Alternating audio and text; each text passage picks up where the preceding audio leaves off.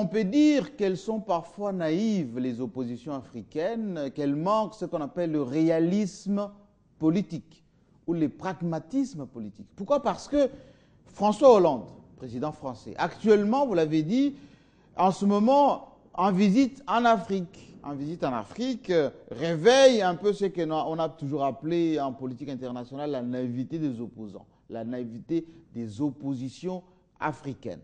Hier, en Côte d'Ivoire, au-delà de rencontres protocolaires avec le président ivoirien Alassane Ouattara, parce que, rappelez-vous, François Hollande s'est fait accompagner de plus de 40 chefs d'entreprise, hommes d'affaires, à la recherche de la conquête ou reconquête de marchés africains.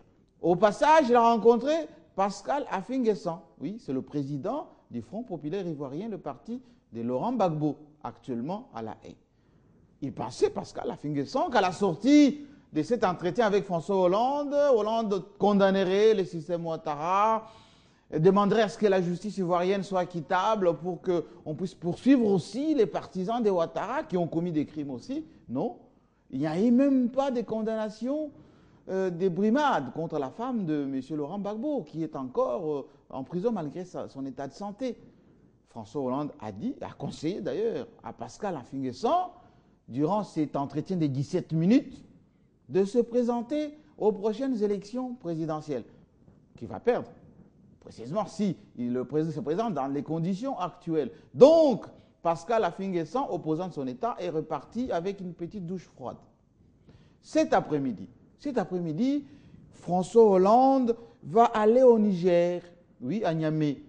Là-bas, les Touaregs, oui, les opposants au système en ce moment, attendent que François Hollande condamne leur marginalisation dans les systèmes politiques nationaux au Niger. Par exemple, l'ancien président, plutôt Premier ministre Mahamadou, qui est aujourd'hui opposant numéro 1, s'attend à ce que François Hollande dise non, il faut aussi qu'il y ait liberté d'expression, que l'opposition soit plus considérée, etc. Non, non, il n'y aura rien de tout cela. François Hollande va parler de ces centres de commandement du renseignement au Sahel. Il va plus parler aussi du grand dossier de Areva. Areva, c'est la grande société française qui exploite l'uranium nigérien. Et patatras, quelques minutes après, il va prendre son avion pour le Tchad. Et au Tchad, les opposants vont s'attendre à ce que François Hollande condamne Idriss Déby par rapport à cette caporalisation de l'économie nationale, la corruption. Il y a eu même un opposant qui est perdu d'ailleurs, qui s'est perdu après avoir été arrêté, après l'attaque de la résidence de Idriss Déby il y a 2 ans. Il n'y aura rien de tout cela. Pourquoi? Parce que François Hollande a besoin d'Idriss Déby, parce que le centre de commandement de l'opération Barkhane, oui, Barkhane, c'est la nouvelle opération militaire qui sera étendue sur le Sahel pour lutter contre le terrorisme. Et ce centre de commandement sera au Tchad. Donc, les opposants tchadiens qui vont s'attendre à ce que François Hollande leur apporte un soutien conditionnel et je dirais offensif, ils seront dans une douche froide.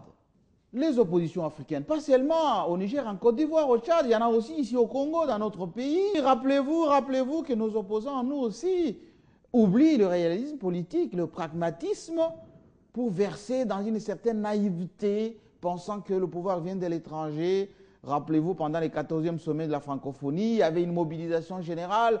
Il ne faut pas que François Hollande vienne à Kinshasa.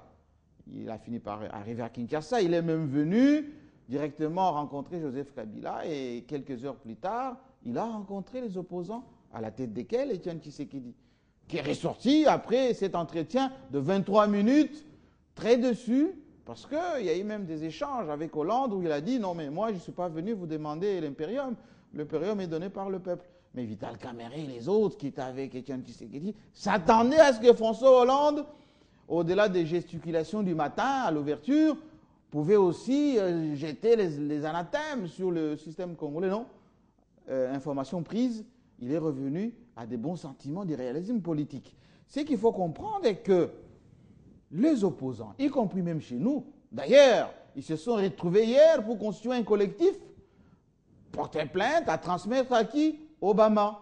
Pour que Obama, président des États-Unis, des Américains donc, inquiète le président du Congo et Joseph Kabila, oubliant que le réalisme politique, c'est que Obama a besoin de la RDC, y compris de son président, pour la stabilisation de la région des Grands Lacs, pour que la paix au Congo ait des répercussions au Sud-Soudan où ça chauffe, au Kenya, mais également dans toute cette grande région des Grands Lacs. Dixit. Le rapport qui vient d'être publié par Mary Robinson, qui était envoyé spécial dans les Grands Lacs, qui vient d'être remplacé par un Algérien qui fera le même travail de stabilisation de la région des Grands Lacs. Donc, ceux qui se sont rassemblés hier pour faire les collectifs à transmettre à Obama sont un peu naïfs. Ils oublient le réalisme dans la politique.